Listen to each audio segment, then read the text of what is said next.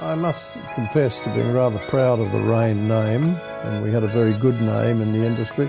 I'm just very lucky that I inherited, if you like, something which I adored doing. I adored the product, whether it was on the management side or the sales side, but particularly the sales side.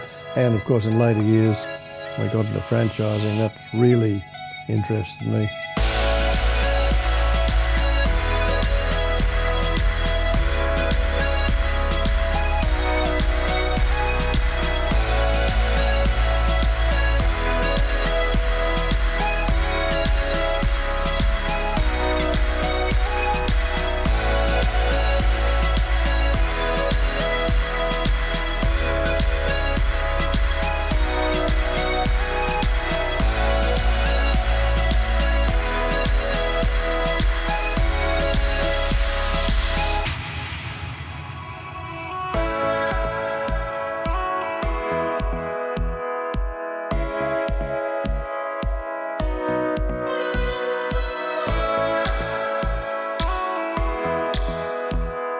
Well, it let a lot more people own their own businesses. I think that's the big thing. It lets people own their own business.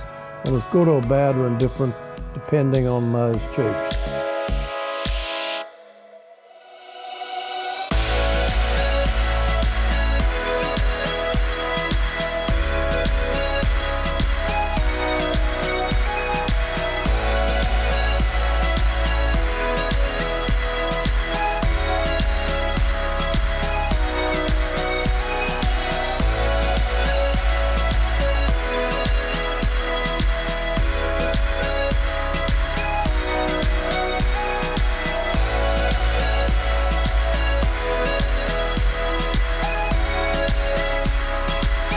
We're very lucky to get some outstanding, in fact, brilliant property people.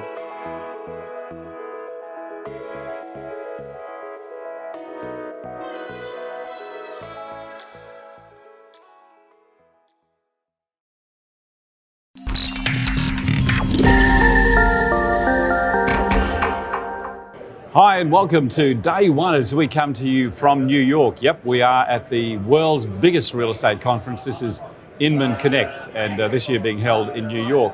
And my co-host, the person who'll be helping me over the next 3 days bring these shows together for you, is none other than Sherrie Storor. G'day, Sherrie. Good morning, Kevin. Welcome to New York. This is like a lifetime dream. How cool is it? And winter in New York, hopefully we see some snow. Well, there might be some snow. They're predicting there will be some before we go. Oh, crossing fingers. Yeah, indeed. Well, you want to make sure that we're nicely rugged up. That's for sure. I've got to say, I didn't really wear appropriate clothes or bring them with me, so we might have to go shopping, I think. Oh, I think I've done the absolute opposite. I've bought every single coat I own because we don't get to do that in Brisbane, do we? No, we don't. No, we don't. Well, we're in a really good spot here, just outside the green room, so we're going to see all the hobnobs come past us, and we've got about 50 guests lined up over the next 3 days as we bring you all the highlights from this fabulous conference. So we're looking forward to bringing it to you. Sherrie will be joining me to talk to them, as well as Kylie Davis and Kieran Clair, of course. So we've brought a whole crew over, and it's absolutely fabulous. We've got a great crew here who are joining us to help us with all the filming. And we want to thank especially our sponsors, of course, to Beepo Outsourcing, Raine and Horne, Coicio, and also our good friends at Rockend. How can we forget Rockend? We can't forget Rockend. No, they're great, and those guys have made all this possible. So I know you're going to love what we bring to you in the next few days. So stick around. We'll be back after the break. Our first guest will be talking to Kylie Davis. Back in a moment. The real estate business is tough, and rising costs are making it harder to thrive. Did you know you can save up to 70% on your staff costs by outsourcing the low-value, repeatable tasks, so your team can focus on growing your business? Beepo is an outsourcing provider focused on the real estate industry. With an English-speaking, tertiary qualified and fully trained team in the Philippines, Beepo will give your business the boost it needs to start growing and returning value to you. We can look after all of your low-value, repetitive administration work from our fully secure office. We provide comprehensive real estate-focused training and accreditation. The Beepo team is supervised by on-site management with finance industry standard security features. For more information, visit beepo.com.au.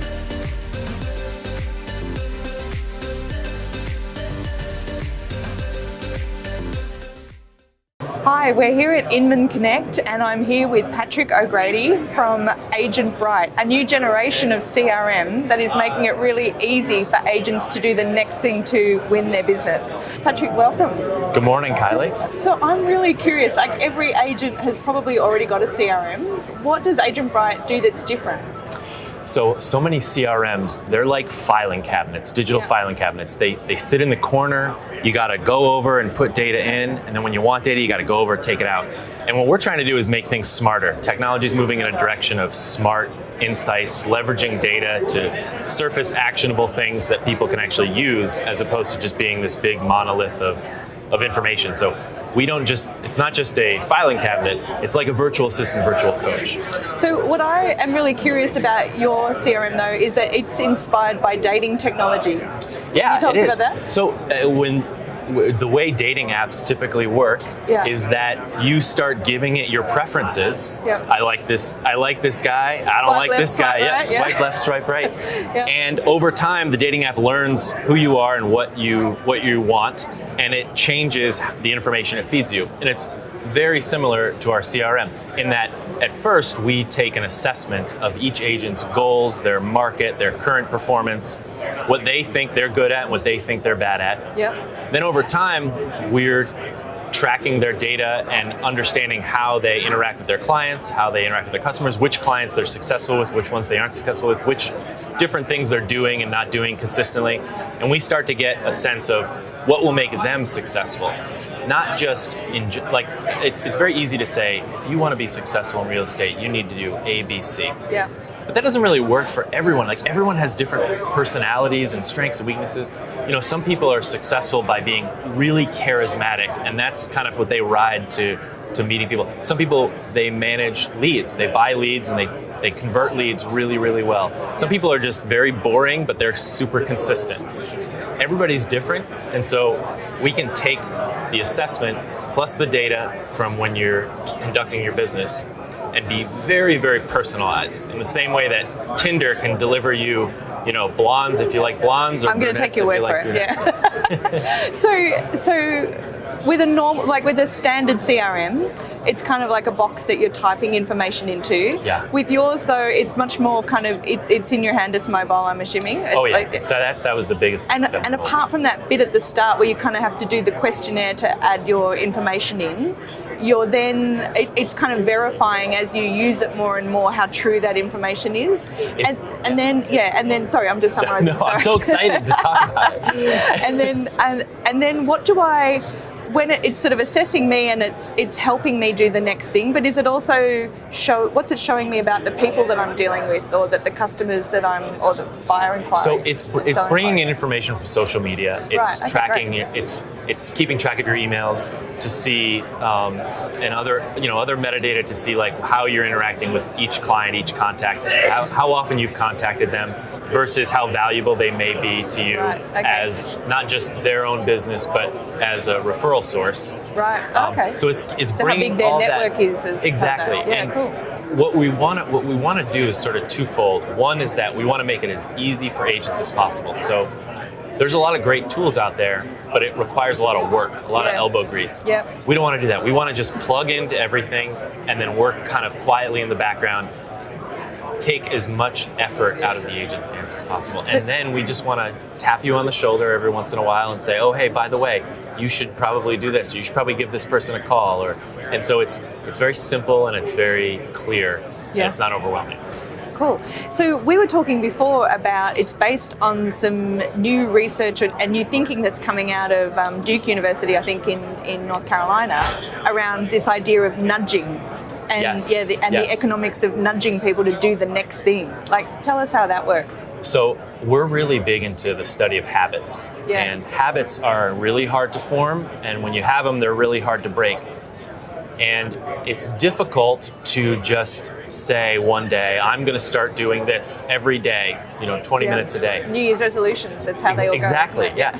Successful real estate's really built on a lot of good habits. I mean, it's a lot of consistent work that you need to do every day in terms of follow-ups, in terms of marketing yourself. And that's difficult for people to stay consistent, especially because let's be honest, like real estate agents aren't the most consistent people. They're attracted to this because of the freedom, you know, and they want to be in control of their own destiny. So we've taken that and we've sort of provided a framework where we can start to guide agents a little bit at a time, like one nudge at a time, whether it's a mobile notification or it's an email or a text message, to take little steps. And those little steps add up over time, and that's how habits are formed. And that's really, that's kind of the crux of our system. So that kind of gives me an indication too that there's something else that Agent Bright does that maybe other CRMs aren't doing, which is notifying you and telling you as an agent what needs to be done when, as opposed to you having to go in and manage all that behavior through the CRM. Yeah, absolutely. We're a bit of a virtual assistant and a virtual coach. So we're a virtual assistant in that, going back to trying to make it as easy for the agent as possible, we will, if there's a record or some data, like let's say you had an appointment on your calendar at 2 o'clock. So what we want to be able to do is nudge you, send you a little notification sometime after if you haven't updated it and say, hey, how did that go? Yeah. What's the next action? Yeah. So we're prompting agents, we're kind of coming to agents proactively to try to keep everything fresh. And then on the virtual coaching side, if there's a situation that you've encountered that you've not been as successful as you want to be, like let's say your close rate on a listing appointment is particularly low, we can then deliver coaching and guidance to say, here are some things you can do, and it's on demand. So it's not just this big library of content, but it's actually small things, what you need when you need it. That's recognizing the behavior that is being exhibited through the app and then encouraging you to take the next thing. That is really, really cool. Thanks. And so how long have you been around for? Well, it's a very hard technical problem. It's way harder than we thought it would be. So we've been around for 5 years. Well, there's a lot of AI in it, I'm hearing. There's a lot of intelligence, there's a lot of logic, and the big thing is we need to be able to plug into a lot of different places. So because we don't want the agent to have to do a lot of extra work. That's the thing. You should set it up, and then this should be working for you instead of you having to work for it, which is what we see a lot of the complaint about a lot of CRM. So we're just getting off the ground now after a long road to get the technology just right. And but this whole, going back to what you said before, coming at the science behind it is it's really evolved, and we've really turned a corner in terms of what technology can do for us. In terms of it not just making life a little bit easier, but it actually being a voice in your ear to kind of help you make good decisions. Fantastic. So, Patrick, thanks so much. It's been fabulous to talk to you. It was a pleasure. I'm really excited to hear about Agent Bright and a CRM that's actually working for a agents. CRM that's easy. And is easy. Thanks so much for your time. You're welcome. Thanks. More coming up on Inman Connect next.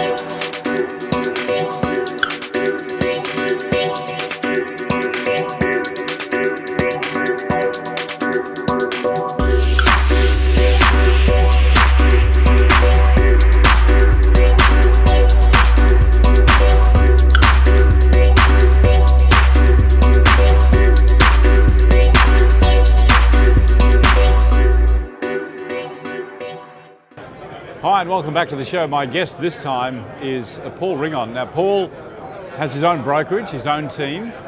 I'm particularly attracted to talk to you, Paul, because of your byline. I've got to say, most unusual, the no BS or the no bullshit approach.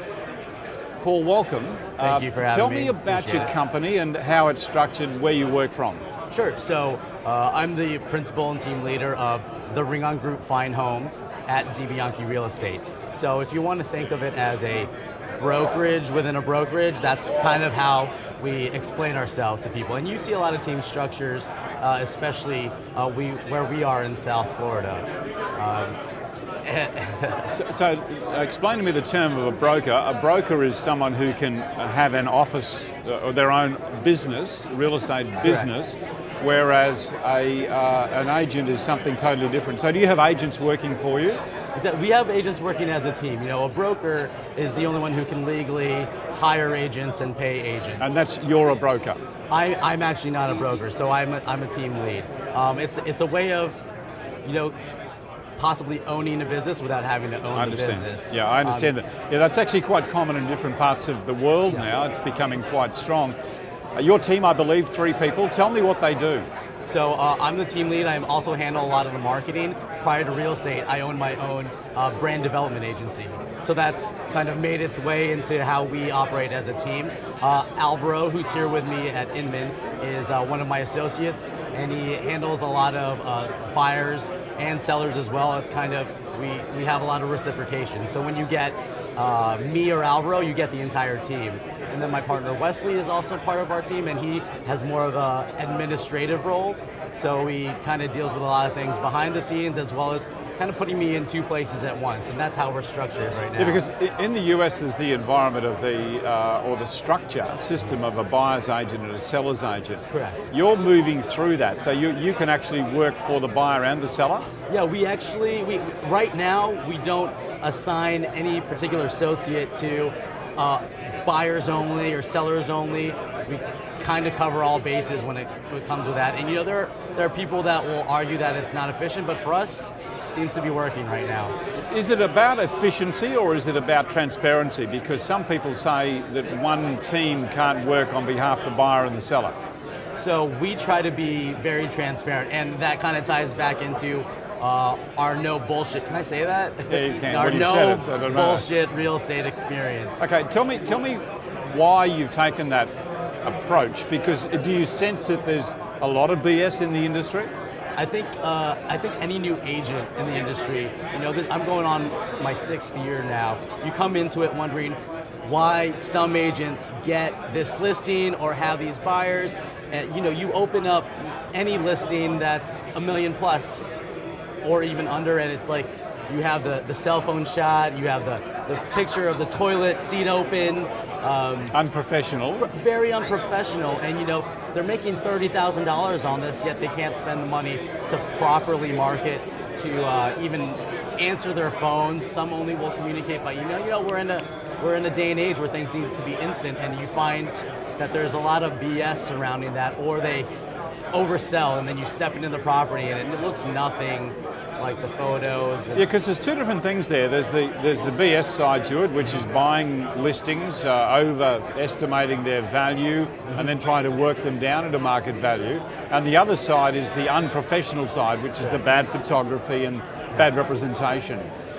Do you think that's bringing about a new age of agent in that they're a lot more professional and more full-time? Sure. So I tend to network a lot, have a lot of colleagues in the industry that have either been in real estate shorter or longer than I, and it seems like those agents that really want to be in it and you have a good work ethic, those are the agents that are rising above everyone else versus the ones that, let me just dip my toe in it, and then you see them gone within a year or 2. So I think the people that I at least surround myself with tend to be a little bit more savvy and want to know the tools that they can use to market properties better, and just try to cut the BS and don't fluff things. It takes a while to establish a following in any industry, but particularly in real estate. It's a high value proposition that we're offering. We're dealing with someone's most valuable asset. Yep. So there has to be a great level of trust. And you can't have that if you're moving in and out of the industry. And I've often wondered if people who are doing it part-time can really be all that successful. I have a reference to that. There was someone that I knew that decided they were just going to now also become a realtor.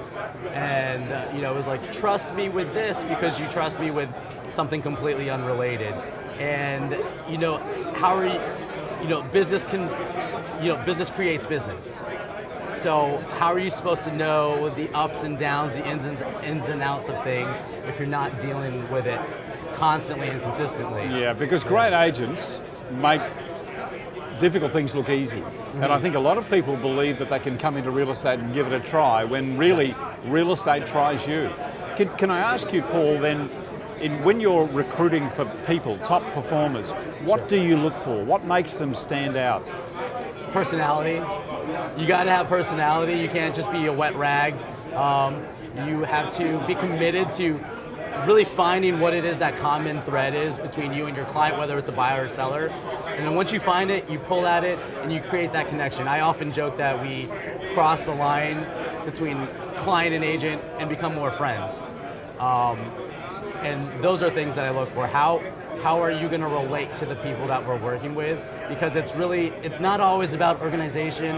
It's not always about being able to sell someone. It's relationship based, and a lot of people forget that. It's empathy too, isn't it? I mean, Absolutely. Being able to put yourself in someone else's position, understand that this is a big emotional shift for them that you do quite often, but they may only do once or twice in their life. Sure, and for me, I bought my own home with my partner a couple of years ago, and to be able to relate to the issues, because the joke is that we're our own worst clients, but with our lending process, with the searching for a home, I can actually empathize with people and listen, I went through the same thing looking for my own home. Yeah. I went through the same thing trying to get the money. Can we talk about technology just for a moment? Sure. We've only got a minute or two left, but technology, Facebook, Twitter, great levels of quick communication, but are they effective? You can't beat the face-to-face. So it's funny that you mentioned that, because I'm actually speaking later on this week, opening up the Real Estate Marketers Toolbox, and I'm excited to share the things that have worked for me and my team. What are they? Facebook, Instagram, just even the basic levels of using it, but the tools to elevate and how to actually use those platforms to connect with people. And it's really not about the flash, it's just the communicating genuinely to anyone that's watching. And we've gotten leads off of Facebook and Instagram. You never know who's watching till they contact you. What sort of content are you putting out on those platforms? We put a lot of content geared towards the homes that we sell, of course, neighborhoods. We like to get really heavily involved with small businesses, having a small business previously, and considering this as a small business, those are the things we want to push, kind of enlighten people about areas. So it's more about the lifestyle of the area that you want to get into as opposed to the properties that you're marketing. It's a bit. It's a mix. Yeah. And sometimes if my clients are comfortable, we'll put them on camera too. Let people see the journey they're going through. It's not all, flash and glam. Sometimes you gotta wade through the crap out there on the market to get to the home that will really fit them. Yeah. Paul, great to catch up with you here. Thank you. We're really enjoying your country. It's a wonderful country and a brilliant conference. So thanks for having us. Thanks for having me. That's a pleasure. My guest has been Paul Ringon. Stick around, we've got lots more to come. Here we are in New York City, and it's been interesting times in the USA of late. 35 days long shutdown has caused all sorts of moments to occur in industries around this nation. Fortunately, we have here today Jordan Levine, Chief Economist with the California Association of Realtors. He's going to give us a little bit of a rundown on some of the fallout from the recent political moves. Jordan, thanks for coming in. Thank you for having me. I appreciate it very much. Now look, we've been talking about an occurrence unseen in history. 35 days, 800,000 workers out. Reports of late, $11 billion out of the economy.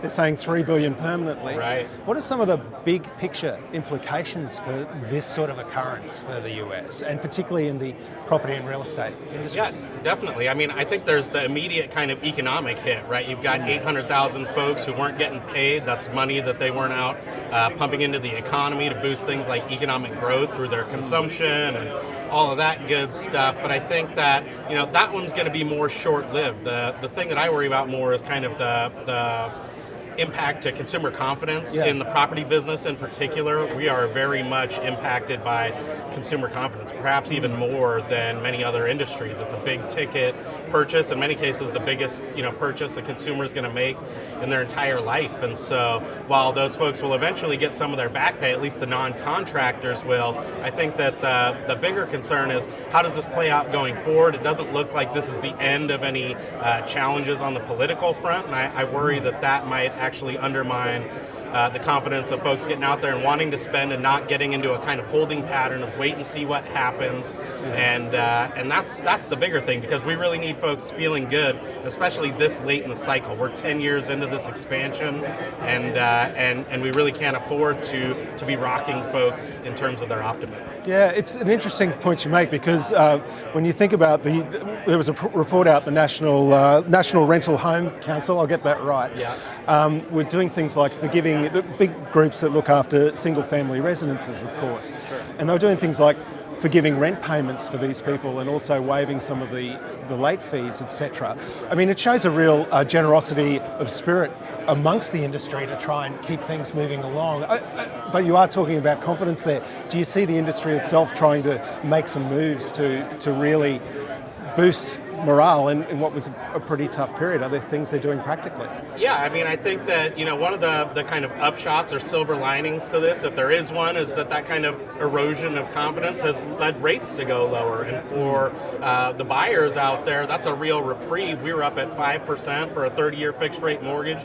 Now we're down in the 4.5% range. And so, to the extent that there's a good news aspect of the shutdown, I think that's it. And you've really seen realtors and agents out there trying to refocus the conversation towards some of these positives, the benefits of home ownership over the long run, the fact that you can actually jump in and save about 50 basis points right now. And so there are ways that those folks on the ground are trying to kind of make it happen, but it's in the face of those headwinds, which I think, you can't understate. Yeah, sure. And look, I realise that we're talking maybe in the nuances of realtors here, but I was thinking, your average escrow on a property, what's that running at sort of 29, 30 days? 30 days now? I mean, we're in a 35-day shutdown. Does that have really nuanced little on-the-ground problems for agents where they're finding people just can't complete? Yeah, I mean, if you look at the mortgage market in particular, a lot of these loans are through the government, right? Yeah. So you've got, folks like the FHA, FHFA underwriting a lot of these loans. Those are government agencies, and they've been cut back, and so you see that affecting all kinds of different things throughout the loan process, the escrow process, and that has delayed things a bit. Again, that's kind of a short-run impact that I think will bubble out, but I think the question of whether folks want to even jump into a market like that in the first place is kind of the bigger challenge for us right now. Of course. Construction industry, it's got to be massive over here, and that's yet another sector that has got to have been hard hit by that. Have we seen some of the numbers, some of the metrics in construction reflect what's happened over the last 35 days? Yeah, I think so. I mean, it's hard to tell because one of the main aspects of the shutdown, which isn't property related, but they're just not putting out a lot of government statistics. So as an economist, I'm a huge consumer of information, vast majority of which is put out by the U.S. government through agencies like the Commerce Bureau, Census Bureau, things like that. And so we're unfortunately not getting a good read on what's actually happening with things like consumer spending and construction. And so, in California, where I'm from, we have a huge deficit in construction to begin with, and this only kind of compounds that already difficult situation. Yeah, of course. As an economist too, I suppose, California is a big economy, one of the largest in the world. Yet, what happens in the US has ramifications throughout the globe. Are you predicting any sort of fallout, maybe even beyond the borders that you're used to dealing in?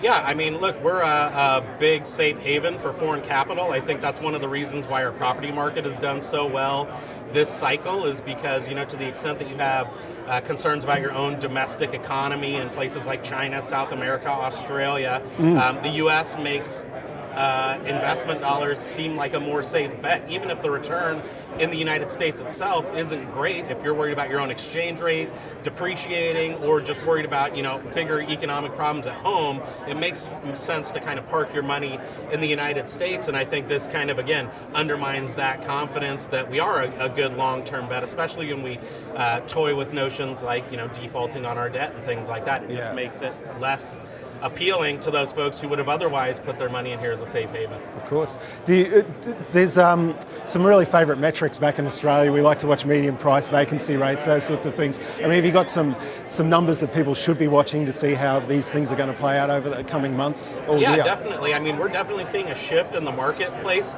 If you go back 12 months ago, prices were really growing in median about 8 to 10%. So really rapid price growth, lots of equity being generated. And over the last 6 months, we've really seen the market start to shift. This was before the shutdown happened, so I don't think it's all shutdown related, but also just because we're so late in the cycle that we've seen price growth slow. So we're in that low single digits now. Which is a lot slower. It's not prices falling. I don't think there's anything to panic about, but I do think that we're starting to see some buyer fatigue where folks are, unfortunately being priced out of the market. Unfortunately, folks' incomes aren't growing at 8 to 10% a year, and so they continue to fall behind the curve from an affordability standpoint. And so we're seeing competition taper off a bit. Homes are staying on the market a little bit longer. We're finally seeing sellers do some discounting, which is something that we haven't seen in a long time. But I think the good news is that for buyers, you can get in there and start to negotiate again, right? Rates have come back down. Sellers are willing to deal again, and you have more options out there to choose from. And so even though we're kind of at a bit of a shift point, I still think there's a lot of reasons for buyers and sellers to be in that market. It wasn't so long ago that California was one of those markets you just couldn't get into, was it? That's right, yeah. So here we are in a position maybe that there's a silver lining for some of those in the There's market. some light at the end of the tunnel, I think, for those buyers who've been waiting around and haven't had any homes to be able to buy, and we're getting out-competed by investors and things like that. I think that they have a real chance to actually get their foot on that property ladder. Terrific. Look, maybe just finally too, I mean, you've been through this sort of tumultuous time. Sure. It could happen again. The noises are that there's every chance it will shut down again. Are there moves that the industry make now? Is there lessons learned from the last 35 days that they can now apply some things, if it happens again, as a bit of a contingency to see them safely through it?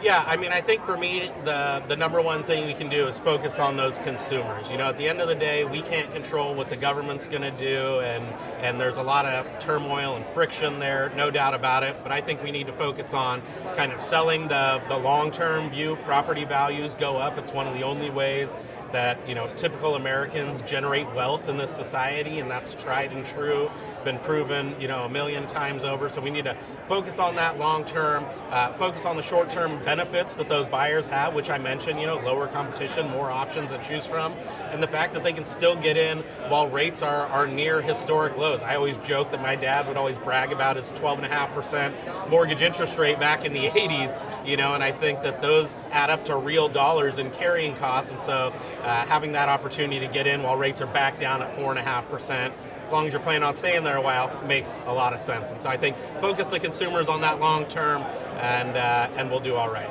Terrific information. Great to get an insider's view and some real economic insight there. Thanks very much, everyone.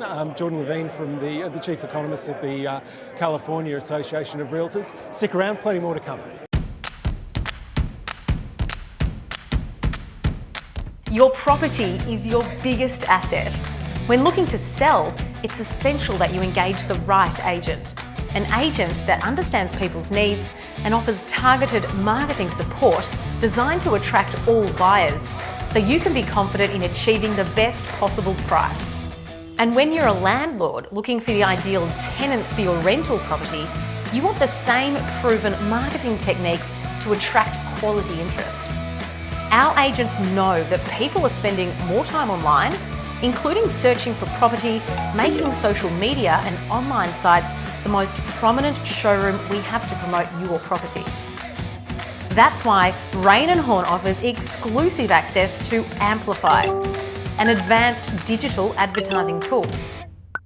It all begins with an understanding of your property's unique selling points, which we use to create your custom digital campaign. Amplify will create 48 unique ads highlighting the different features of your property and put them directly in front of targeted buyers on social media platforms and selected websites. Every ad directly targets potential buyers or tenants whose interests and online behaviours specifically match your property. Amplify enables you to monitor the success of your campaign from the comfort of your lounge. The easy-to-use online dashboard updates hourly, providing you with detailed insights into the performance of your campaign, including how potential buyers are reacting. The advanced technology of Amplify, plus the experience and knowledge of your local Raine and Horne agent, ensures the very best in real estate marketing, putting your property in front of the right people and ahead of the competition. Attract more buyers, get more exposure for your property, and get better results with Amplify, exclusive to Raine and Horne.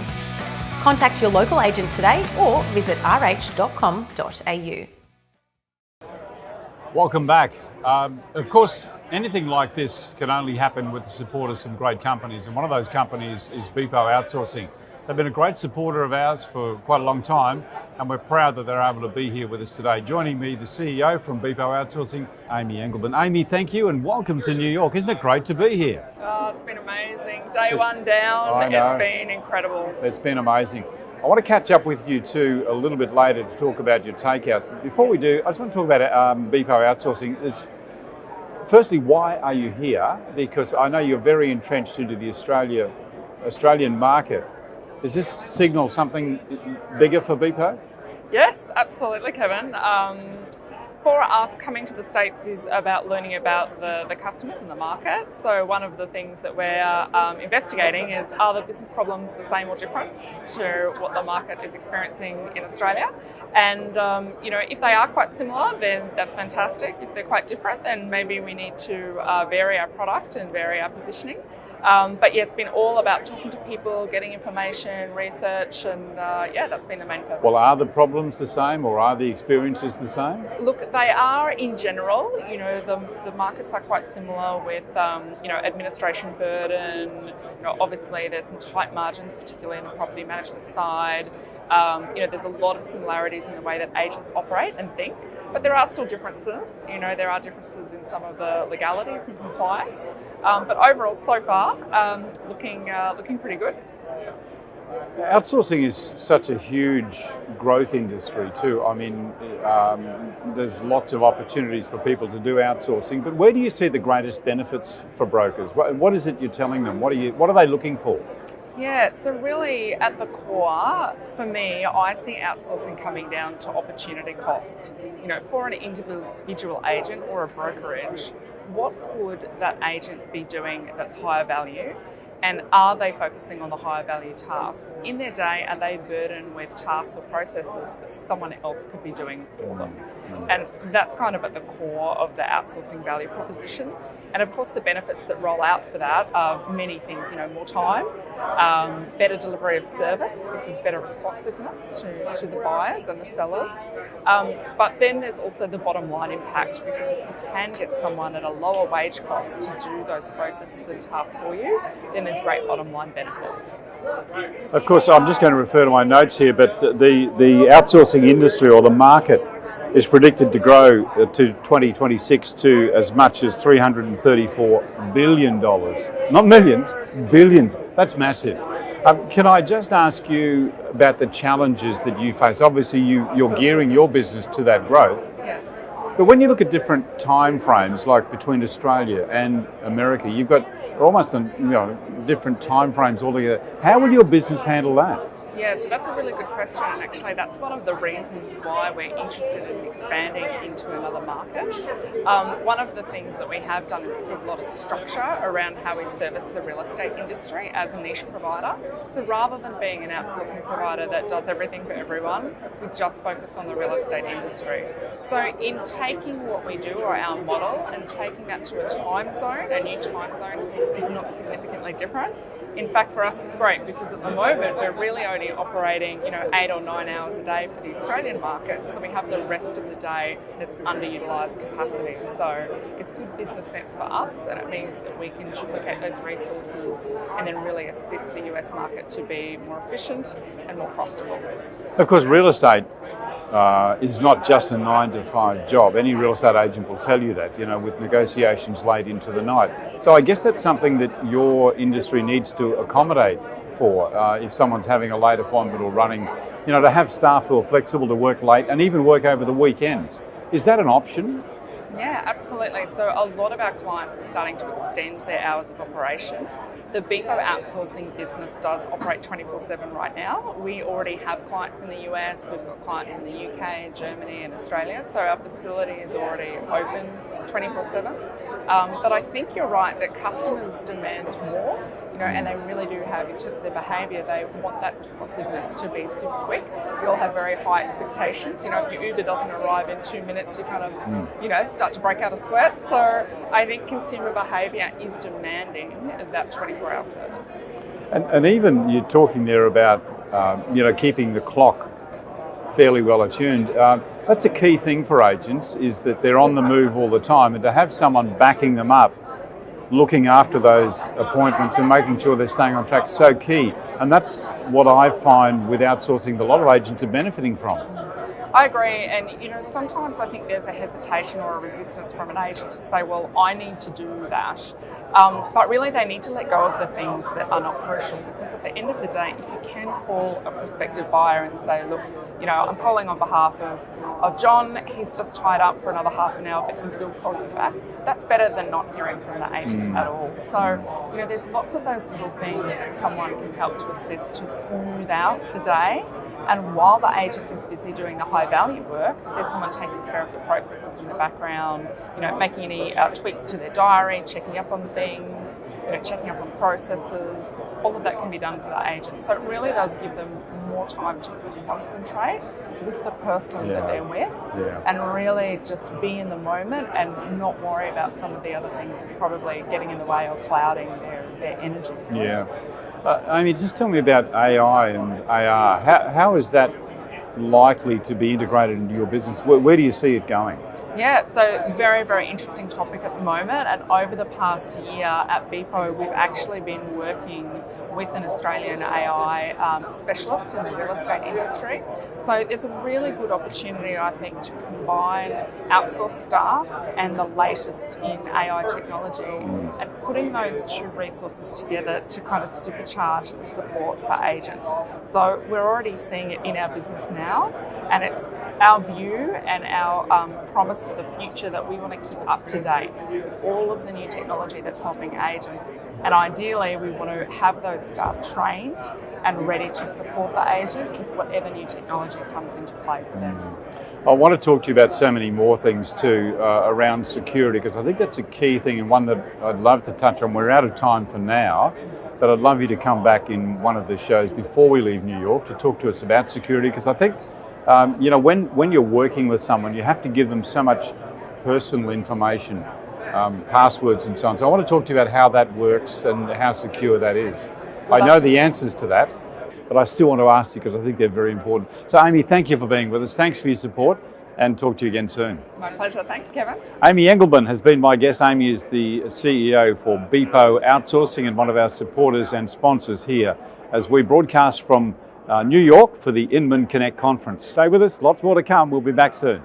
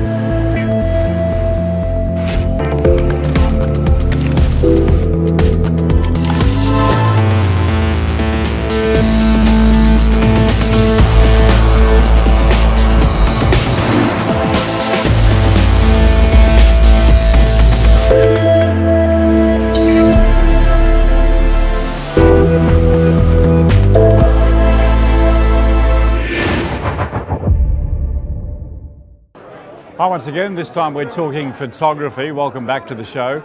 My guest is Thibault. He is from Mero. Thibault, firstly, tell me a little bit about Mero, the company, because you're involved in photography. You've been going for 30 months and phenomenal growth as well. So what's behind that growth? What is it that you're doing that's working? Thank you, Kevin. So Miro is a company that uses artificial intelligence to deliver high quality and consistent pictures all around the world. Our founders started from the understanding that what takes the longest in a photo shoot is not the shoot itself, but the fact to edit the pictures afterwards. So we started to work on an algorithm 3 years ago that can actually recognize what makes the picture bad or wrong and make it deliver an instant and consistent result instantly. Because it's two elements, I guess. One is taking the photograph and then processing. So we'll look at the two different elements. Because you've got key control over the first part of that as well, because you provide the photographer. Tell me how that works from a broker's point of view. Yeah, exactly. So we have a network of 50,000 photographers that we first select based on their equipment. So the camera, the lenses, we ask them to do 2 or 3 shoot tests to make sure they are quality compliant with what we provide. And before we're going to start any collaboration with any brokers or any agency, we're going to ask the photographer that we work on the project to do 2 or 3 shoot tests based on the client's specific guidelines to make sure they understood them, and wherever the client is going to do a shoot in SF, in New York or in Paris, in Tokyo, wherever the city is, they're always going to be the same results. First from a guideline point of view, and secondly from an editing point of view, thanks to the algorithm I previously mentioned. Speed is the next part of the process, and that's what we'll look at in the second element of this, and that is the photographer takes the shots, then delivers them to you on your website, which we'll cover in just a moment. What happens from there? Because this is where the real magic happens, isn't it? Yeah, exactly. So basically when the photographer is going to upload the pictures on the website, the algorithm is going to come into play. He's going to recognize all the pictures, he's going to edit them and makes it a standard and quality results on the platform that we deliver after to the client the day after the shoot. So artificial intelligence, why is that much better than the human element, where a human can see it? Tell me how that works. So basically it's mathematics, so it's just like millions of possibilities that have been studied by a team that is working on the topic for more than 3 years now. It's just about recognizing what type of picture it is, what needs to be done, what kind of framings needs to be applied, the color enhancements, all these features that makes that in the end the picture is going to look beautiful, and the difference is that a human maybe is going to do it well, but we're going to do it faster and we're going to make it on a global scale. So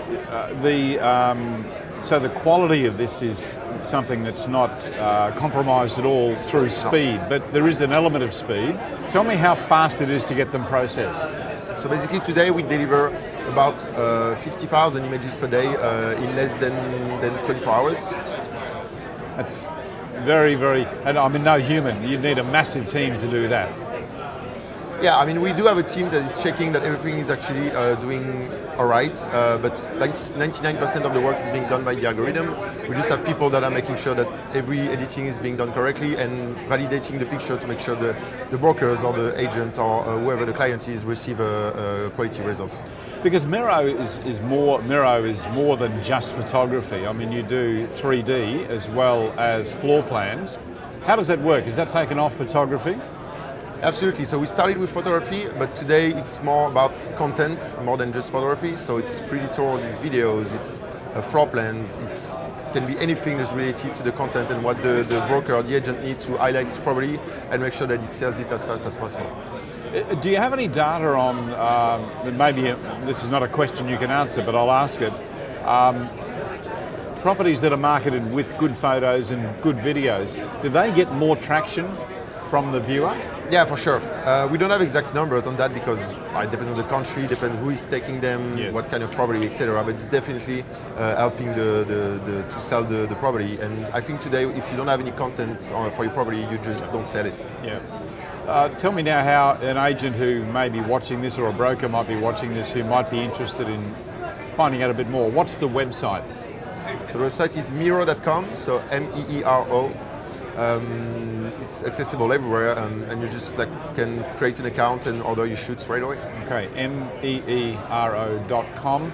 And the final question about costing, how does it stack up against other suppliers?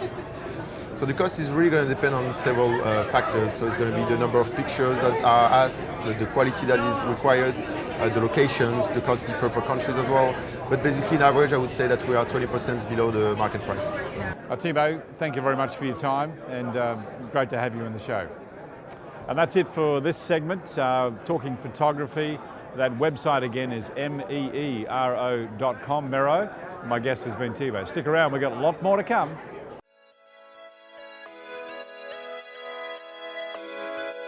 I must confess to being rather proud of the Raine name, and we had a very good name in the industry.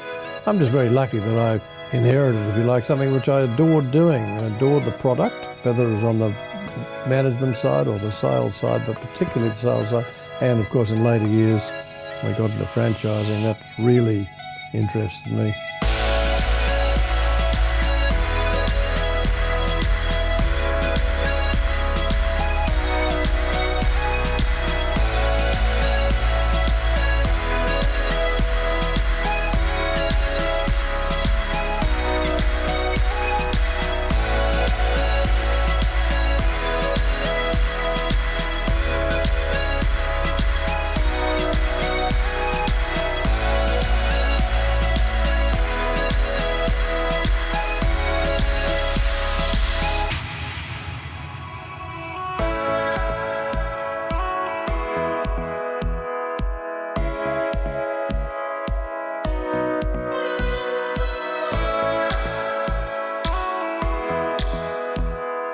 Well, it let a lot more people own their own businesses. I think that's the big thing. It lets people own their own business. And it's good or bad or indifferent, depending on those chiefs.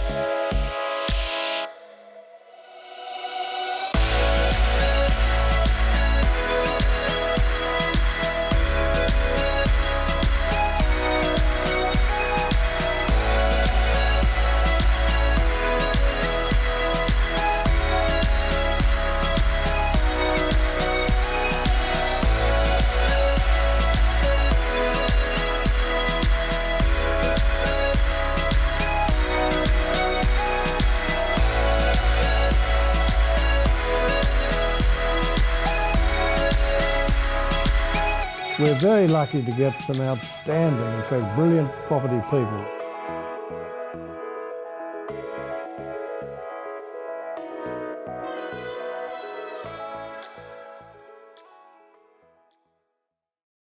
Welcome once again. My next guest is Patrick Pohler. Patrick is the Senior Product Manager at Move, works on products for realtor.com.au and ListHub.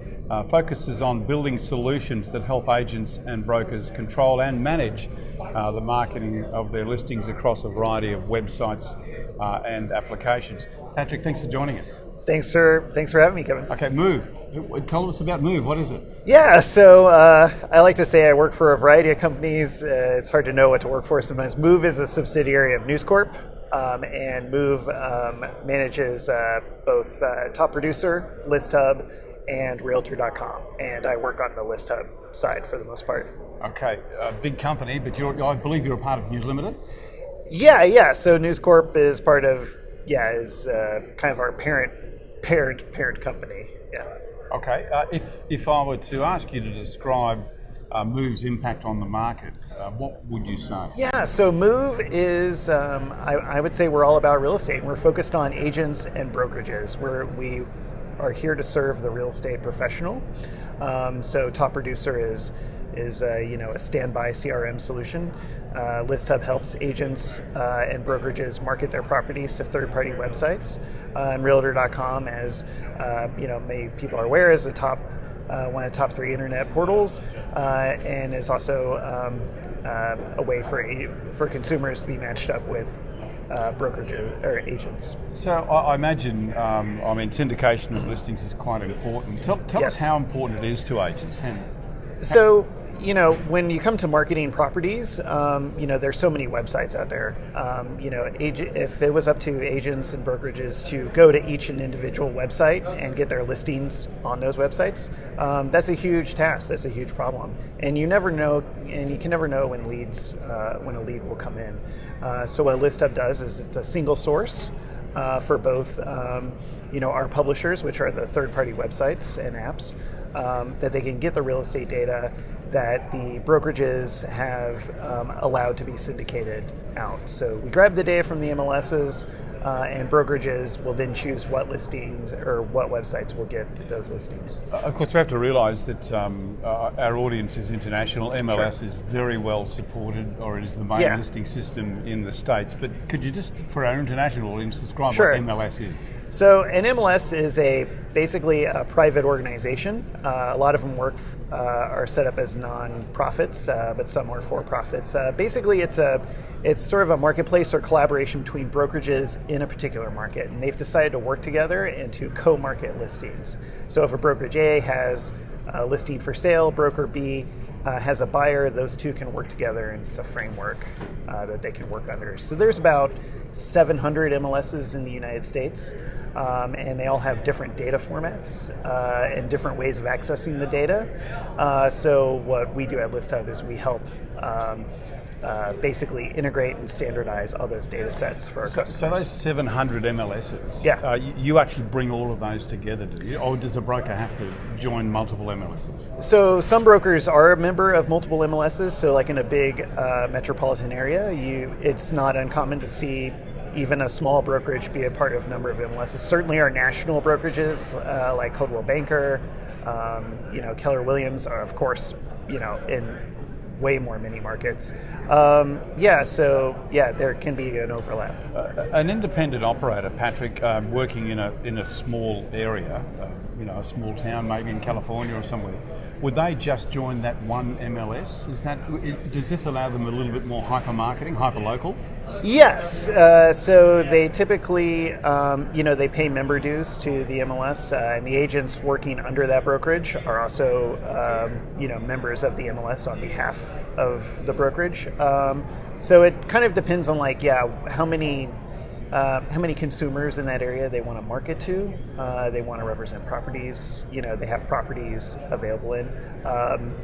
So yes, usually small independent ones are members of maybe one or two MLSs. Yeah. Let's talk for a moment about independent websites operated by agents, because we're seeing more and more of those developing. Sure. How important do you think it is for an agent to have their own website? I think it is important. Certainly you can get a lot of leads from the portals like Zillow, Trulia, and Realtor.com. But I think it's important for an agent to have their own web presence as well, or a presence through their brokerage. I want to specify though that ListHub deals with third-party websites that are not the agent's or the brokerage's own website. So because we deal with syndication, and that's a different rule set. For agents and brokerages having listings on their own website, that's IDX, and that's something that they have to go directly to the MLS or a vendor to provide. I understand. Yeah. Okay, well, on some of these websites, what's proving to be most popular with consumers? Is it blog? Is it local information? What are they looking for? Oh my gosh, yeah. I mean, I think agents who do really well, have really hyper local information. Certainly, video is, extremely popular, and blogs, and just providing that community information helps the agents. I think buyers are looking for agents that are local experts in that particular area that they want to buy in. So a blog and a website can help convey that. How difficult or easy is it for a broker to have their listings featured on either their own website or another website? There's certainly no shortage of IDX vendors out there that can provide brokers with websites and custom solutions. It depends on kind of the market they're in.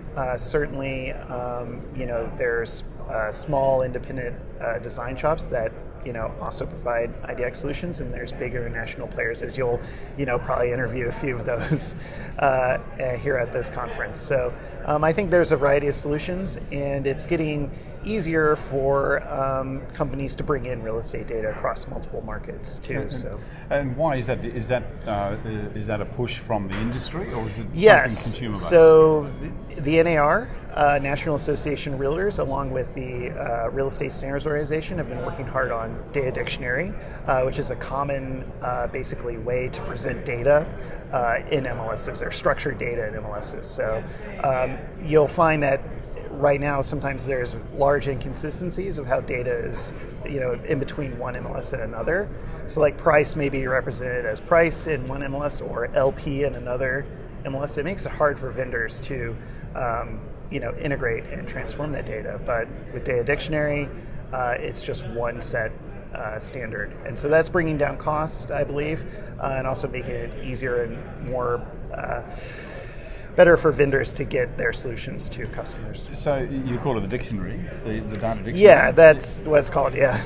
Is that broadly being adopted amongst the MLSs? Or it is being adopted. As with real estate, it's a large industry with a lot of players, so it is taking some time. But, if you go to reso.org, you can see all of the MLSs that have certified on the Data Dictionary standard. And there's a lot. It's getting pretty close to 600 or 700. With so many opportunities for listings to appear on the internet, does it become more confusing for consumers knowing where to look? I think it can be. There's certainly probably maybe some information overload. Consumers, I think, are looking for, I think they're looking for quality. So they're wanting to connect with, they're looking at homes, but at the end of the day, I think a lot of them want to connect with a real estate agent. And so that's what Realtor.com, I think, really excels at. And we want to make sure we match the right consumer with the right agent. So that's our focus. So your main focus, just following up on what you said, was to link the consumer with the agent. So the search process is critical to this, isn't it? I mean, how does the consumer search? Do they search by property, location, or by agent? Oh my gosh, usually location. I mean, we're seeing a lot of location. Location, I think, is a big parameter. They're also looking. So one of the features we're rolling out is an affordability feature on Realtor.com. Where we're also agents or consumers can search on what they can afford in an area. So price is a big one, certainly square footage, area. They also look at school information and crime stats. So we bring in other third-party data sources as well to enhance the the search experience. Patrick, thanks so much for your time. All right, thank you so much. Bye-bye. Dan Siegler is the head of real estate with Google and joins me to talk about artificial intelligence and all things related to how we communicate with consumers. Well, Dan, thanks and welcome to the show. Yeah, thanks for having me. More and more users are using mobile. Do you expect that to increase? Because it's going at a phenomenal rate now. It is. We do. We think it will increase. Even specific to the real estate space, we did a study last year analyzing query behavior and also surveying in-market home buyers. And we found 72% of home buyers now use a mobile device as part of their journey. Just in the last 2 years, we've seen home buying, home shopping related queries on mobile devices more than double. When I say that, we're talking about a pretty big base to begin with. But we do think it will continue, and really fueled by now the emergence of voice search. Voice search is really the most quickly adopted technology by consumers since the smartphone. And it makes it so much easier to use mobile devices because it's so hard to type on them. And so as voice becomes more and more ubiquitous, right now we've got about 91 million people using voice actively. We think that will continue to fuel more and more mobile query behavior. Of course, with Google Home now too, that's sort of, is that considered mobile?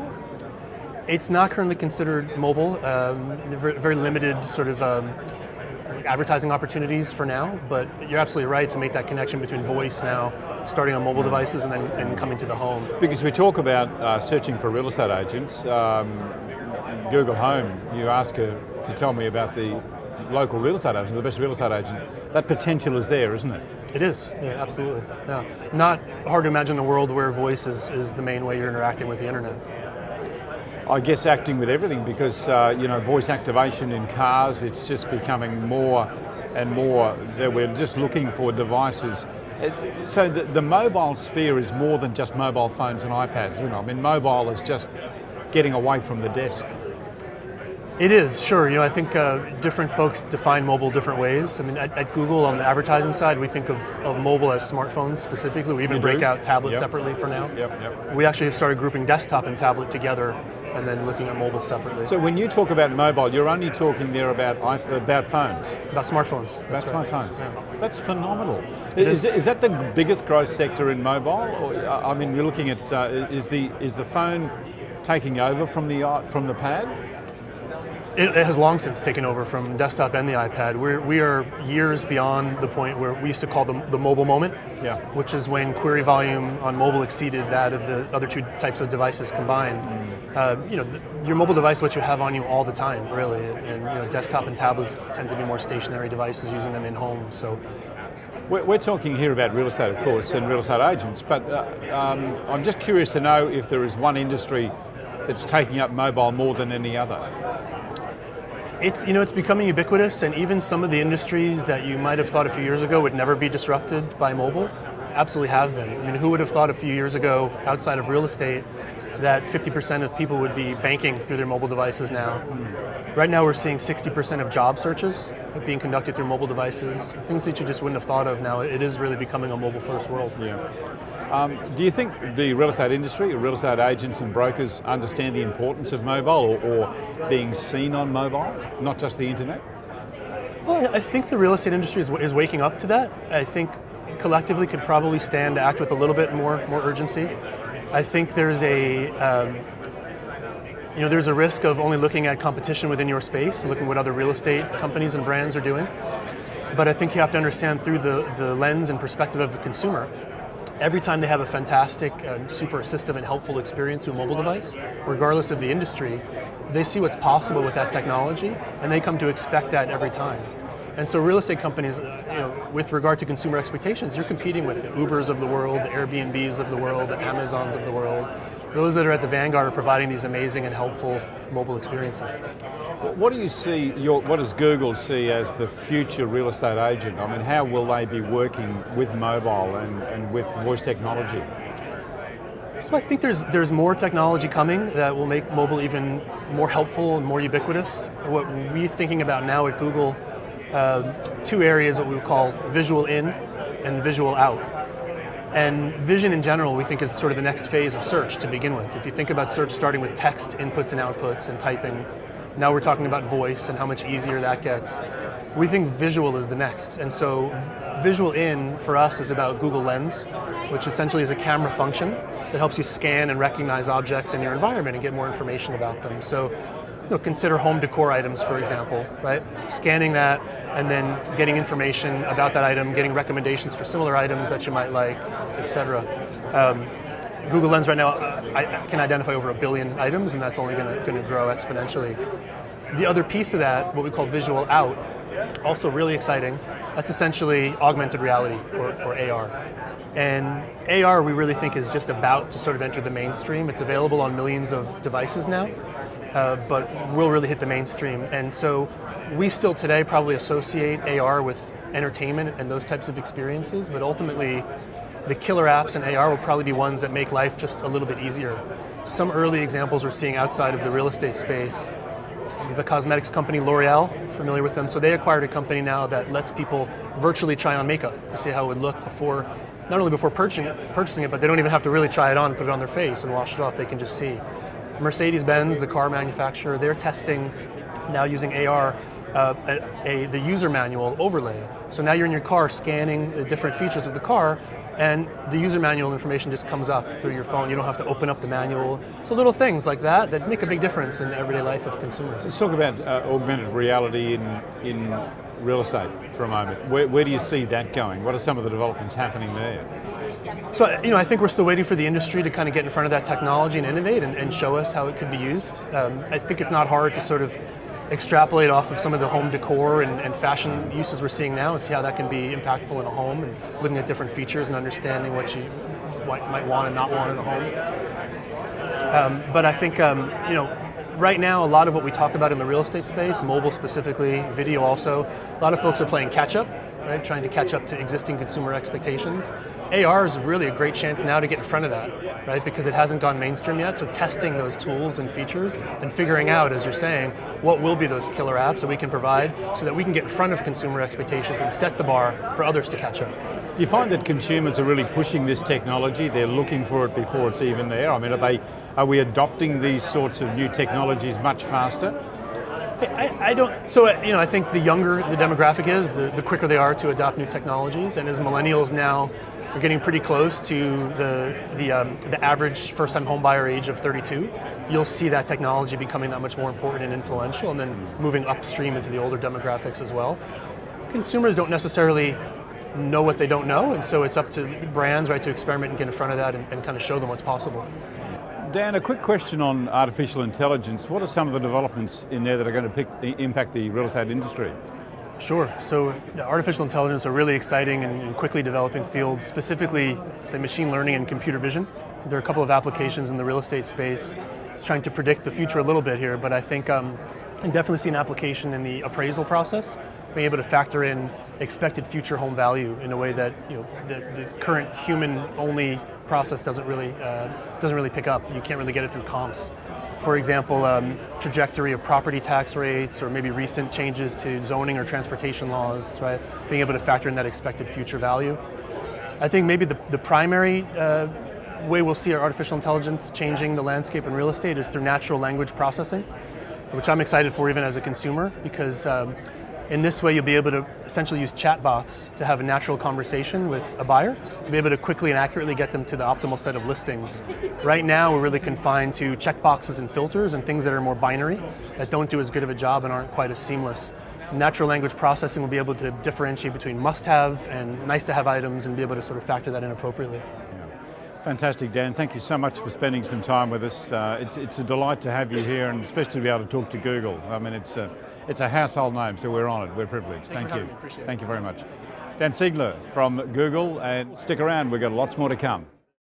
The real estate business is tough, and rising costs are making it harder to thrive. Did you know you can save up to 70% on your staff costs by outsourcing the low-value, repeatable tasks, so your team can focus on growing your business? Beepo is an outsourcing provider focused on the real estate industry. With an English-speaking, tertiary qualified and fully trained team in the Philippines, Beepo will give your business the boost it needs to start growing and returning value to you. We can look after all of your low-value, repetitive administration work from our fully secure office. We provide comprehensive real estate-focused training and accreditation. The Beepo team is supervised by on-site management with finance industry standard security features. For more information, visit beepo.com.au.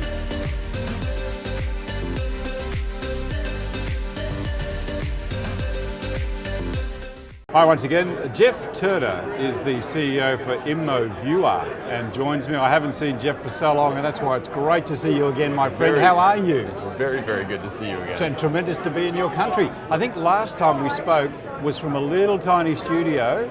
In the back of your house. In the back of my house, which is still working, by the way, too. I think we were there with Peter Brewer. We were indeed. It was, we may have talked about this before, but you've played an interesting role in my life. Because the first time that we spoke was at AREC in 2011 in Sydney. I was going to remember and that. A little company based out of Manly Beach was just starting. It was their first launch, and they advertised behind my head on your show. I did, indeed. I met them and ended up working with them and bringing Real Satisfied to the US and selling that in 2016. I know, Real Satisfied has just been a massive success, and I think it came out of Australia, and I think at the time the guys were just looking for links, and I think that interview was actually the link that you picked up with them on. So yeah, glad to have been a part of that. You know, what's interesting is we went from zero, like I didn't know who they were or what they were on that day, to 6 months later launching a product in the United States. Quite amazing. It's incredible how small this world is, and we come here to do this, and then I meet you again. Tell me about what you're doing. Well, so, it's interesting. The experience with David and Peter in Australia has sort of turned into a form of, I'll call it a new expertise for me, helping startups understand all of the intricacies and the nuances of the North American market. And I've been a mentor for NAR Reach since its inception, and I met Ralph von Grafenstein and Steve Bintz, who was the National Sales Director for ImmoViewer, as part of the Reach mentorship program almost 2 years ago. And I really liked their product, but I really felt that they were, if they were going to continue on the strategy they were going, it was never going to get them to where they were going to go. And so I do it with one or two companies each mentoring session. If there's one I like, we just continue talking. And it was, there was no commercial arrangement between us or any of that. It was just me spending time, giving friendly advice. And long story short, they asked me to be the CEO of North America, and I took them up on the offer. And we've since moved the company in another direction. Just this past week, we launched a new product into the restoration and home inspection market called DocuSketch. How does that work? Well, so DocuSketch is a take on the 3D virtual reality space. One of the things that ImmoViewer does that's kind of unique is that they're able to build floor plans and 3D models from just flat 360 images. And it's a really interesting piece of math that's required to do that. And so that expertise plays actually better in that market because of the need to document, the need to get a sketch, a floor plan out, the value of 3D models inside of the restoration and home inspection space, than it does in a market like real estate where agents still haven't really caught on to virtual tours. Talking about that, we'll go right back. I was talking to the owner of a major franchise, one of the biggest franchises in the world, and he was telling me the challenge that he's having just in getting his brokers and agents to embrace video, let alone virtual tours, virtual reality, artificial intelligence. Yeah. Tell me, Jeff, are you staggered at the pace that this is all going at? I mean, I'm not young, I'm older than you are, but it never ceases to amaze me when I look back even 5 years ago, the advances in this industry. Yeah, I mean, obviously I've been around a long time, you've been around a long time. I think it does give us a better perspective on just how big the change is. I think I'm staggered more by the pace even from last year. That's the thing you don't need to have a ton of perspective to really appreciate how fast it's going. And that's true on the 360 3D VR side of the equation. It's true on artificial intelligence and machine learning and deep learning and even blockchain. All of these things are, because of how quickly those chipsets that were required to really jumpstart the movement have been developed, the pace has just continued to pick up. And it really is staggering. We talk about real estate. The Inman conference, I think, has been the benchmark for the world for many, many years. But if we probably go back a decade, tech didn't play a real big part in it. But if you look at this now, there's a whole floor of new tech. There's another floor underneath us that's devoted to new technology that's coming through. The pace is just enormous.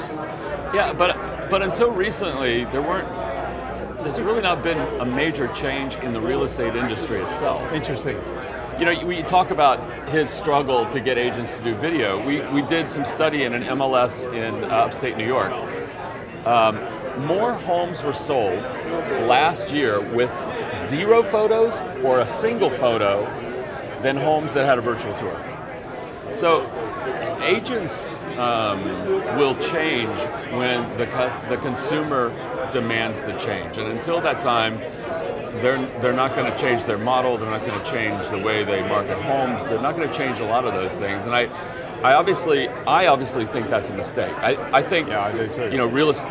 Real estate in general, and this is a gross generalization. I'll apologize in advance, but I think the leaders of real estate are expecting, to look for some technology meteor to come and, make them dinosaurs. And I just don't think that's the way it's going to work. I think it's going to be other areas, other verticals, adapting and adopting to new technologies, and consumers just learning to expect more from that, to where it's going to force change in the industry, or something bad will happen. Yeah, well, I don't think we should wait for that. And I agree with you. I think it's a mistake that as an industry we're waiting for this change to happen. It shouldn't be driven by the consumer. It should be driven, I think, by the agents who are using this to educate the consumers. Yeah. It's a big mistake. Yeah, I think so too. I get it. I mean, I understand the mentality. A house is going to sell whether I do X or not. Yeah, but that's lazy. Well, yeah, I'm gonna say that you said that because it's lazy. It is lazy. It's but there are also if you take a step back and look at it from an agent perspective, especially on the North American side of the equation, it might be a little bit different in Australia because agents go out and the vendor pays for a lot of these services. The agent eats all of that cost here up front before a house even sells. And they're constantly bombarded from all sides with new technologies and shiny objects and things that they could do. And they really do have to weigh everything against what's really required for me to do that. I mean, Jeff, this is your territory. I've been here 5 minutes, but I can already sense an element of requiring a change, and how brokerage is done. I interviewed an agent just today who was talking about no BS in my company. He's embracing technology. He's trying to change the model, working for buyers and sellers. We see the iBuyer model. All of these challenges are forcing change on this industry. I think there's been more of that hint that something's coming in the last year than there has been in any year previous. That's a fact. I mean, I feel that as well. And I think the industry's feeling it too. I think they are too. The talk is becoming at a higher volume. Yeah, I think the smart operators are anticipating that, trying to get ahead of that. And that's what I was sort of in saying about, I think, we need to be driving this change rather than sitting back and waiting for it to happen. Yeah, I agree. Great talking to you, my friend.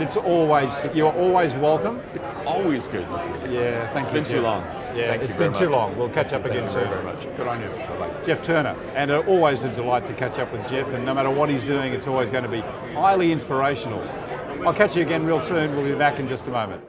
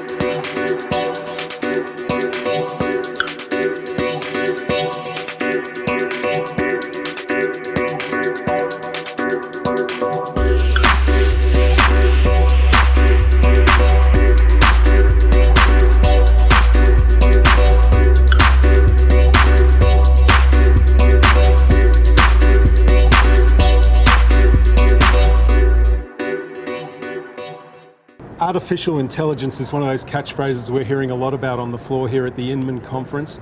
AI, as it's called, can be confusing for those of us outside the tech world. Luckily, I've got an expert here to talk to us. David Karandish, the CEO and founder of Jane AI.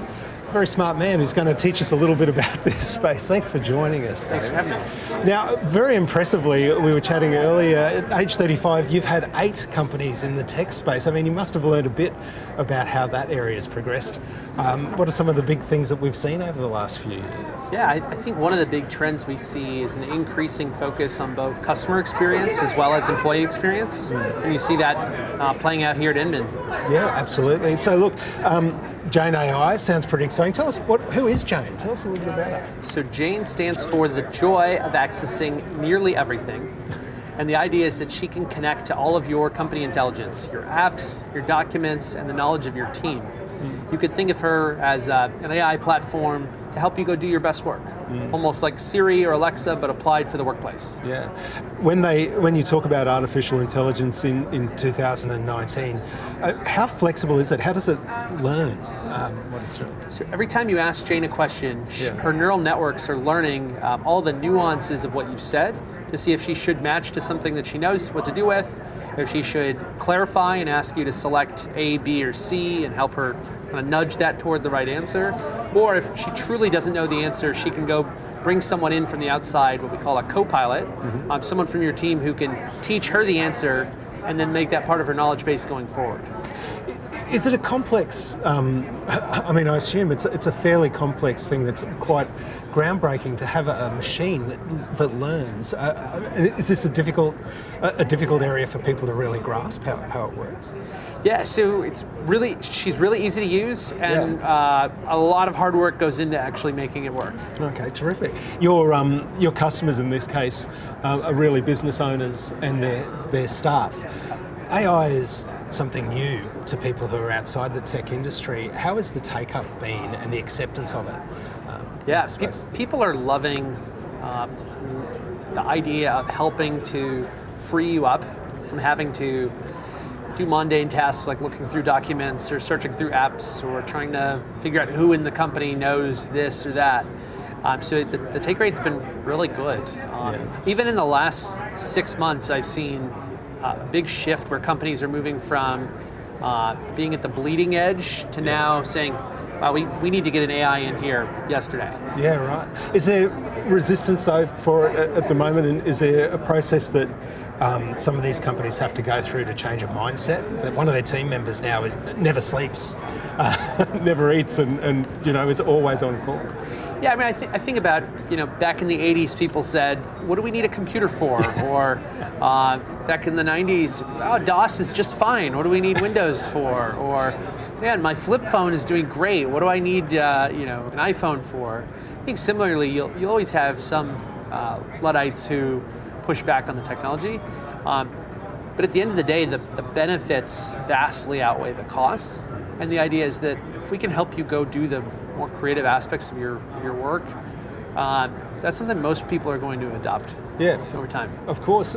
Do you think that sort of acceptance of this kind of technology is a generational change, or do you find that even some of your customers who are a bit older, used to having a living, breathing personal assistant, are quite adequately taking up this kind of thing? I think younger generations are used to doing, communicating via text a little more often.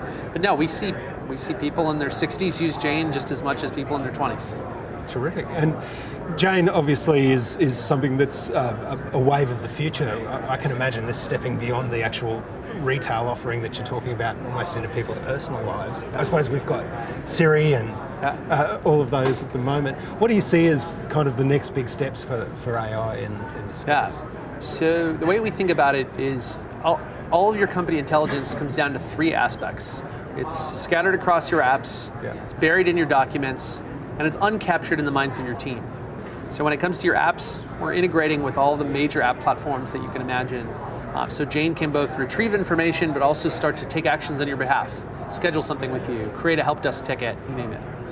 Within documents, it used to be a real manual process to go take a document and generate questions and answers out of it. Today, Jane can start to pull those out in an automatic fashion. And then finally, we've got our knowledge base, where we can start to learn not only the major aspects of the organization, but we can also learn who knows what. Who should I talk with when I have a question on this or that? That's the way we kind of think about it. Yeah, it's a pretty cool sort of process. One of the big things that we find talking about in the tech space now is the idea of security. How do you factor those sorts of things in where not everyone needs to access everything in your company? Yeah, great question. So what we use at Jane is this concept called cascading permissions, where Jane only has access to the information that the user has in the original system. So if you've got a document called, Take Over the Australian Media World, which you might actually have. I do, it's on my iPhone. It's a real document. If you never shared that with me on Box or on Microsoft OneDrive, if I go and I say, search my files for the Australian Take Over the World document, Jane literally won't even know that exists because she is logging in as me and can only see what I have access to.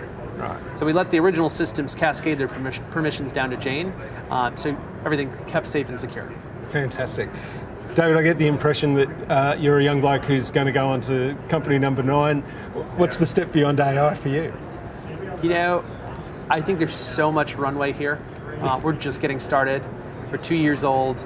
We've got about 59 people in the company, and I'm just loving what we're doing. I've been a part of a lot of great companies in my 35 years on this earth, but I've loved this one the most because every day I'm learning something. We're building a product that learns, so that's kind of fun. And then It's just been fascinating, the intersection of both these really hard technical challenges, these human interface design areas to explore. It's a pretty thrilling area to be in. I'm glad there's people like you at the front of it, not me. Thank you. No. Thanks, David Karandish. David Karandish, the CEO and founder of Jane AI. More to come from the Inman conference, so stick around. And just before we leave you today, I want to give you a couple of takeaways that you couldn't be with us for the conference, the Inman Connect conference in New York. So Aimee Engelmann from Beepo Outsourcing has kindly agreed to give us her key takeaway. She's been very busy going to a lot of sessions today. Aimee, welcome back to the show. Thank you. What were the main takeaways for you? Great. Well, my first kind of takeaway was in the social media space. So I saw a great speaker, her name was Marky, she's really big in the American market. Some really... Is she a broker? She is, yep, and she spoke about kind of the power of social media, but with really practical tips, which of course we love. You know, we love going to a conference and hearing what you can actually take away and implement. So I wanted to share a few of those. I'd love you to, because I think there's a lot of confusion about what we should be pushing out. So did she deal with that? Did she address that? Yeah, she did, and one of the key things that she brought up was this has probably been heard a lot, the power of video.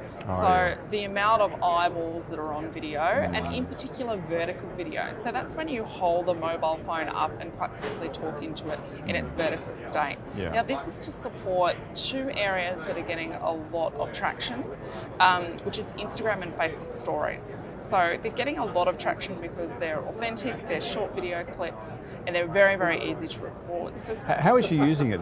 Because I know Sherrie Storor, who's one of our co-hosts, was using it for quite a long time ago to get back to her sellers after feedback, after an inspection. Yeah, so one of the suggestions that that Marky talked about is to make sure that when you're doing anything on social media, that you're not selling product and you're not selling listings, that you are helping solve a problem. So great suggestions from her is, you know, make sure that you focus on a problem. You can even do something like a quick interview with an expert. It might be someone who's an expert in lending, someone who's an expert in, you know, landscape gardening, and talk to them about a quick tip that's going to help solve the problem for the audience. Or it could be talking to someone in the community about you know, things that are going on, or expansions or development that's interesting for the audience. So, you know, her 3 don'ts when it comes to social media is do not put your listings in there. Don't talk about how much you've sold, you know, and don't be that sort of person who's out there, you know, talking about your product or talking about how great you are, how good your brand is. And particularly with listings, she said it will just turn people off because it's not it may not be the community they want to live in, it may not be the price point that they want, and it may not be the number of bedrooms. So no interest to them. No interest. So be really, really careful about and think about what you're doing. She also talked about the fact that you have to get over the whole being scared of video. And, you know, people don't want to be on video because they don't think that they look good. And she really was quite firm in saying, just forget that. Work out the problem that you want to help customers solve and record that and then repurpose it. So you can use it on Facebook Live, as long as it's recorded vertical, you can then use it in your stories. Great tips there. What else was there? So she also talked about not being negative. So don't ever be a Debbie Downer. We might call it a negative Nancy. You know, so don't ever use that as a way to unleash and to unload or be negative. And she also talked about, you know, even interviewing people on the street. So, you know, being out there with an iPhone, you know, talking to someone on the street, talking to them about how much they love the community or a question that they have, and then answering that question in your video. And tech, what was there in tech? Did you pick up anything? Yeah, so tech was was a ton of tech. Oh, huge part of today. So in terms of the sessions, one of the interesting things that I learned just straight off the bat in the opening session is that Alexa, which is a voice-activated assistant, now has flash briefings where you can actually opt in to have a briefing from an agent come through at a regular interview, which I thought was really interesting. It's kind of almost like a mini podcast that you sign up to. But I really focused on the AI session. So there were 3 main panelists that came through on AI. Really interesting. It's great to see one of those 3 is an Aussie, that we know well. Old Sarah Bell. Yes. So, not old. She's not old. I hope she's not listening. Sarah did a fantastic job on stage too. Oh, she really did. From And Rita, you know, there was cheers from the Aussies when she came up. But the first technology that I really loved is a piece called Ojo, which is actually for the consumer.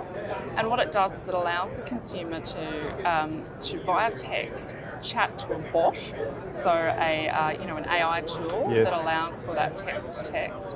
And that bot is talking to them and collecting information, and then sharing suggested properties, and even giving advice on things like lending.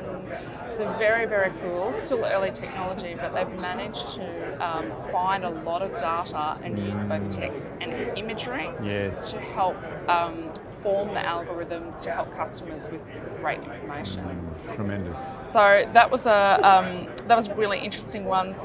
One to watch for sure. They've had their Series A and their Series B funding. B went through in 2018, so I think that's going to be. What was that name again? What was the name? Ojo. O-J-O. Ojo. Ojo. Ojo. Yeah, if I've pronounced it right. So very, very interesting there. Was there another category that caught your attention? Yeah, so in the AI space, also the other one that I was really interested to hear about was from Keller Williams. So Keller Williams have created a digital assistant tool called Kelly, and their whole insight is about how do we improve the end user experience, the client experience, but by assisting the agent. Not dissimilar themes to our own Aussie Rita? Air and Rita, which is the digital assistant, very similar theme there. How do we help the agent to then deliver a better customer experience? It's interesting, they shared when they developed Kelly that they kind of put all these bells and whistles on it, and then what the agents actually wanted was they wanted Kelly to update their CRM for them and get information from their CRM to them while they're in the car. Wow. So, the insight was we thought it would do all of these things, but what agents really wanted in the beginning was some simple stuff. Yes, incredible. And I think we find that a lot too with a lot of the CRMs as well. They really build a very big, robust CRM. And as users, we may only use 10 or 15% of it, but still it's there. Absolutely. And so I think as Kelly progresses, the feeling that I was getting is it's now moving into helping the agent with richer data. So snapshots is a perfect example of micro snapshots, that now they can just ask Kelly, I need a snap for this area.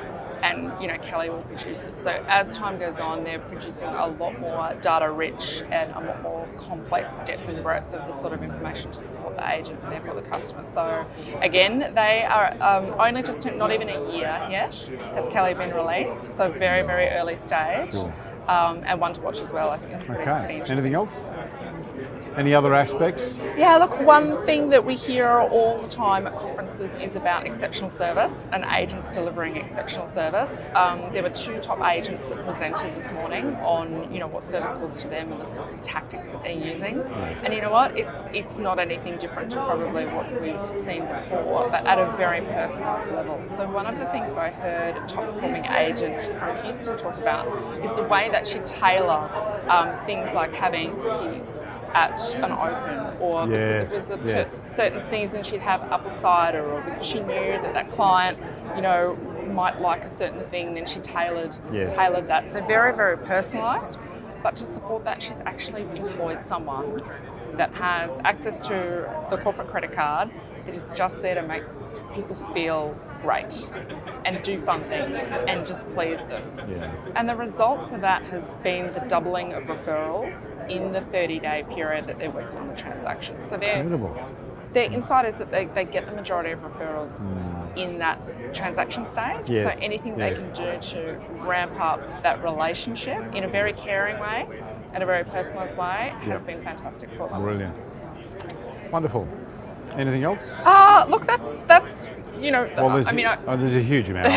It's gone all day, but I think you've given us a great insight into the 3 different categories. So, Aimee, thank you once again. I look forward to catching up with you in the next show, because we will be talking to you and we'll get your take on a number of things as well. Great. So thank you very much. My pleasure. Thanks, Kevin. And thank you for being with us. That's the end of our first show. We'll be back for show number 2 when we'll bring you more highlights, more interviews.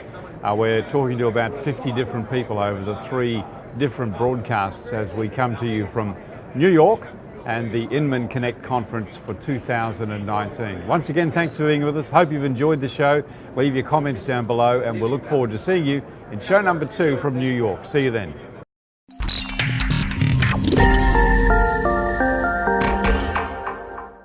The real estate business is tough, and rising costs are making it harder to thrive. Did you know you can save up to 70% on your staff costs by outsourcing the low-value, repeatable tasks, so your team can focus on growing your business? Beepo is an outsourcing provider focused on the real estate industry. With an English-speaking, tertiary qualified and fully trained team in the Philippines, Beepo will give your business the boost it needs to start growing and returning value to you. We can look after all of your low-value, repetitive administration work from our fully secure office. We provide comprehensive real estate-focused training and accreditation. The Beepo team is supervised by on-site management with finance industry standard security features.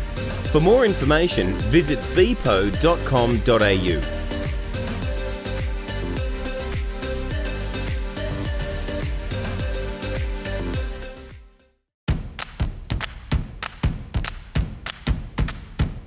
Your property is your biggest asset.